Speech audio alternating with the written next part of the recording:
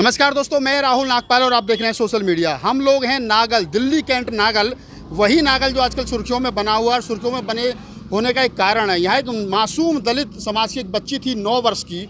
उसका शमशान घाट के अंदर, जो शमशान घाट का पुजारी और उसके दोस्तों ने बलात्कार किया और उसके बाद में उसकी लाश को जला दिया गया। बाद में 100 नंबर पर कॉल की गई और कॉल करने के बाद में अध जली लाश को पुलिस ने निकाला और उसको पुलिस प्रशासन ने फिर पोस्टमार्टम के लिए भेज दिया। लोगों में बहुत ज़्यादा गुस्सा है। हालांकि पुलिस प्रशासन जो है वो पूरा मुस्तैद है रास्ता जाम कर रखे।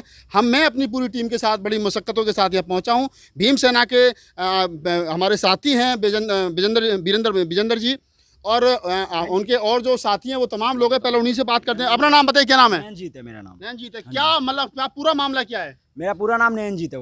पूरा मामला क्या है? मामला ये है कि यहाँ पे छोटी सी लड़की का रेप हुआ है कैंट में, और वो भी शमशान घाट के पंडितों ने किया है। ये चीज आक्रोश जताया जा रहा है। पूरी जनता से इंसाफ मांग रही है। मतलब पुलिस ने लोगों को गिरफ्तार कर लिया। 4 लोगों की गिरफ्तारी हो गई है। 10 लाख रुपए के मुआवजे की घोषणा हो गई है। और क्या चाहते हो? 4 लोग गिरफ्तार कर लिए। ये चाहते हैं फांसी। Only we want justice, justice, justice. We want फांसी, फांसी। ये लोगों का ये मानना है, कहना है कि वी वांट जस्टिस, यानी हमें न्याय चाहिए। लेकिन न्याय की अपनी एक प्रक्रिया है। निर्भया कांड को भी तमाम पूरे देश ने देखा था। उसको भी न्याय मिलने में 6-7 साल लगे थे। तो न्याय मिलना, न्याय की अपनी एक प्रक्रिया है। हमारे साथ सीनियर साथी हैं, उनसे पूछें। बताइए अपने बारे में, क्या नाम है आपका? विजेंद्र भारतीय, भीम सेना राष्ट्रीय उपाध्यक्ष। आज दिल्ली में अपनी टीम के साथ यहाँ मौजूद हूँ। देखिए, जो यहाँ के युवाओं की जो मांग है ये जायज़ है और संवैधानिक है। ये आज पहली बार नहीं है। दलितों के ऊपर ही ये शोषण क्यों? कभी हाथरस की बेटी के साथ इस तरीके के जघन्य अपराध होती हैं और उसके रातों रात उसकी बॉडी को जला दिया जाता है। प्रशासन और पुलिस और सरकार छुपाना क्या चाहती है? ठीक उसी प्रकार कभी बलरामपुर के अंदर, कभी झांसी के अंदर, कभी मेरठ में, कभी मुजफ्फरनगर, कभी दिल्ली, हर जगह इस तरीके के शोषण तमाम देश के लोग देख रहे हैं, जूझ रहे हैं और न्याय मांग रहे हैं। सड़कों पर लोग आते हैं, अपने ऊपर मुकदमे लिखवाते हैं, जेल जाते हैं, लेकिन उनको न्याय नहीं मिलता। लेकिन अगर इसी कड़ी में भारती जी, आपने कहा कि दलितों के ऊपर ही अत्याचार क्यों? मेरा कहने का, मैं ये कहना चाह रहा हूँ, क्या जब उस बच्ची के साथ में बलात्कार हुआ था तो क्या किसी को मालूम था कि वो लड़की बच्ची दलित है? दलित होना ना होना तो बात की बात है। बिल्कुल सच्चाई है ये। जाति की जो उसकी जो जानकारी है उसको बाद में होती है। लेकिन ठीक इसी कड़ी अगर मैं बात करूं तो एक हैदराबाद के अंदर भी एक इसी प्रकार एक बेटी के साथ में दरिंदगी हुई थी। उसकी भी बॉडी को जला दिया गया था। लेकिन वहां की सरकार ने तत्काल ऑन द स्पॉट उन चारों दोषियों को गोली मार करके उनको वहीं मारा था। यही न्याय पूरे देश के अंदर हर एक जाति और हमेशा ये गरीब की बेटी, हर जाति, हर धर्म के बहन बेटियों के लिए होना चाहिए। तो यहाँ भी वही न्याय होना चाहिए। जिस तरीके से हैदराबाद के अंदर अगर जाति को देख करके न्याय मिल रहा है तो दिल्ली की बेटी के लिए भी ऐसा ही न्याय होना चाहिए।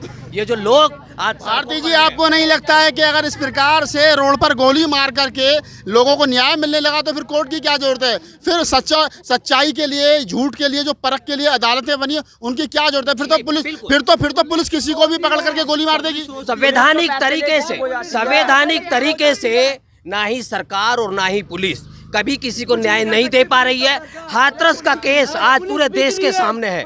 पूरे देश ने देखा कि किस प्रकार से उस बेटी की डेड बॉडी को उसके घर के अंदर ले जा करके उसके घर वालों की गैर मर्जी के, पूरे गांव की गैर मर्जी के उसकी बॉडी को जला दिया। बार हाथरस का जिक्र कर रहे हैं, यहाँ का जिक्र कर रहे हैं, दलित समाज का जिक्र कर रहे हैं, लेकिन यहाँ एक नाम निकल करके आ रहा है, नरेश करके कोई नाम है, जो वाल्मीकि समाज से ही है, जो खुद जो है वो वाल्मीकि होने के बावजूद भी लड़की वाल्मीकि परिवार की, उनको डरा धमकाने का काम कर रहा है। तो यह जाति कहाँ मायने रखती है? जाति के लोग तो दुश्मनी के साथ खड़े हैं, दुश्मनों के साथ। देखिए, अपराधी जो होता है, दोषी जो है, उसकी कोई जाति नहीं है, कोई धर्म नहीं है।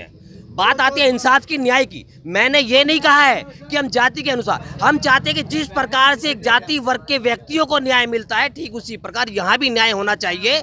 जिस प्रकार से हैदराबाद के अंदर पुलिस ने उन लोगों को एनकाउंटर करके उनको सजा देने का काम किया था, यहाँ की जनता भी इसी तरीके की मांग करती है। यहाँ की पुलिस ने, यहाँ की सरकार ने दोषी लोगों को गिरफ्तार किया है, लेकिन उनकी जुडिशनरी के माध्यम से उनकी न्याय प्रक्रिया बहुत लंबी है। हमने देखा निर्भया केस में भी 8-10 साल लगे उसको न्याय पाने के लिए। कभी सुप्रीम कोर्ट, कभी हाई कोर्ट, और बराबर उसको बेल मिलने की बातें होती हैं, लेकिन न्याय उसको बहुत समय बाद जाकर के मिलता है। और जब न्याय मिलता है, जब तक परिवार पूरी तरीके से टूट चुका होता है। आज ये इस बेटी को जिस प्रकार से उसके साथ एक घिनौना अपराध, एक 9 साल 10 लाख रुपए मुआवजे की घोषणा कर दिया। चार लोगों को पुलिस ने गिरफ्तार कर लिया है। क्या शासन प्रशासन पे आपको विश्वास नहीं है? देखिए, सबसे पहले ये घोषणा जरूर हुई है, अभी मिला नहीं है। घोषणा अक्सर होती रहती है, सरकार का काम घोषणा करना ही होता है। अभी तक भी किसी भी प्रकार आंदोलन कब तक जारी रहेगा? लास्ट में बताइए, आंदोलन कब तक जारी रहेगा? जब तक इंसाफ नहीं मिलता। भीम सेना सड़कों पर है और रहेगी। तो दोस्तों, ये युवाओं का आक्रोश है। मैं तमाम लोगों से बात की, जिस प्रकार से भीम सेना के पदाधिकारी यहाँ पहुँचे हैं और उन्होंने जिस प्रकार से अपनी बात रखी है और उन्होंने बताया है कि उनको न्याय चाहिए।